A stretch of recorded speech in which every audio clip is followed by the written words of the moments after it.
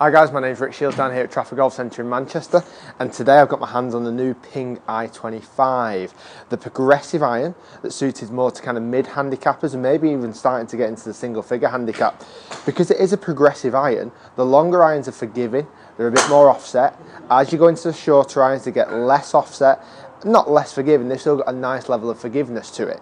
The loft of the 7 I'm trying today has got 33 degrees of loft. So it's not ridiculously strong. You compare that to something like a TaylorMade, I'm thinking of the, not the Jet Speed, the Speed Blades, that's 30.5 degrees of loft. So it's 2.5 degrees loft difference between two 7-irons from the TaylorMade and this one. So this is kind of more of what you would class as a standard loft. They've still gone stronger than what they ever used to, but this is more of a standard loft. The head shape is fantastic, and this is, like I say, the progression from the i20. So there's not loads and loads of difference. Cosmetically, there's a slight adjustment at the back, but performance-wise, I bet there's not a great deal of difference. I've tried the i20 before, and I thought it was one of the best irons of last year. So hopefully the i25 will live up to it just the same. I've got GC2, so my new launch one. This is going to give us really closed, accurate measurements of how far this golf club is going. I'm going to hit 5 real golf balls. We're also going to work out the dispersion between kind of my furthest left shot and my furthest right shot. Now that might be subjective to myself, you do realise that, but it's the fact that how forgiving this iron is. So it's not all about distance. I'm not just going to hit it as hard as I can. I'm going to hit 5 nice 7-irons, see how far the average distance is, and also see how far left and right the golf ball has gone. So let's get cracking. Behind the golf ball, it does look as good as any iron that Ping have ever made. This is the demo version, so it's not actually got the ferrule fitted to this, but normally it would have a ferrule, so it'd be a slightly tidier finish. But I've got this in just a normal standard steel shaft, the CFS steel shaft, which is the Ping manufactured one. Now behind the ball, it does look a little bit chunkier than my S56s. Now you've seen me review the S55s in the past. I'm only now still whether to get them. I remember the last time we spoke and I was almost dead cert to get them, but I've been trying more irons recently, so I'm still with the S56 at the moment, so we'll see what happens and gets put in the bag for this season, whether these i25s are the club for me. So behind the ball, it's got a nice level of forgiveness, it's got a little bit of offset. It's 1/10 of an inch of offset on a 7-iron. That gets a little bit more as you go into the longer irons. Let's give this a hit.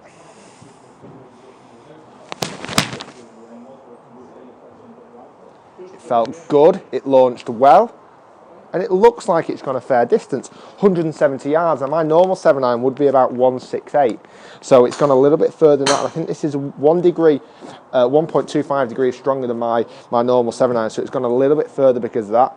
Great ball flight, by the way.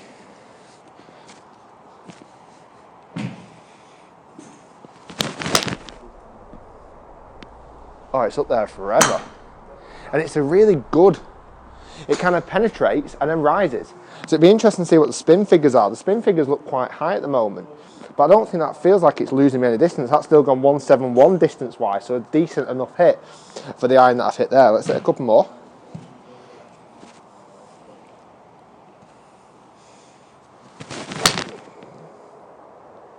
Oh, that is nice. That is really nice. The feel off the head, I didn't feel like I struck that one quite as well. 175 total carry distance. Don't forget these guys, these are all carry distances as well, so they're kind of subjective to what the conditions are out on the golf course then. But this is very closed measurements. The GC2 only tracks the launch and then measures very accurately what the golf ball will have done.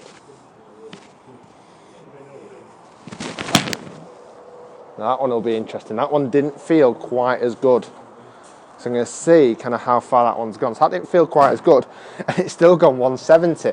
I actually hit that, and I'll be honest with you guys out there, I actually hit it a little bit heavy. And yet it's still gone 170 yards, which is again further than my normal 7-iron.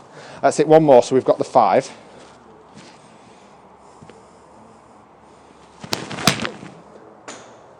Oh, that is really nice. I have hit them pretty decent, I must admit.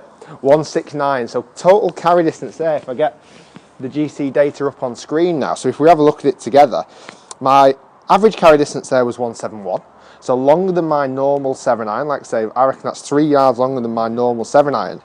The ball speed is interesting, that's 123.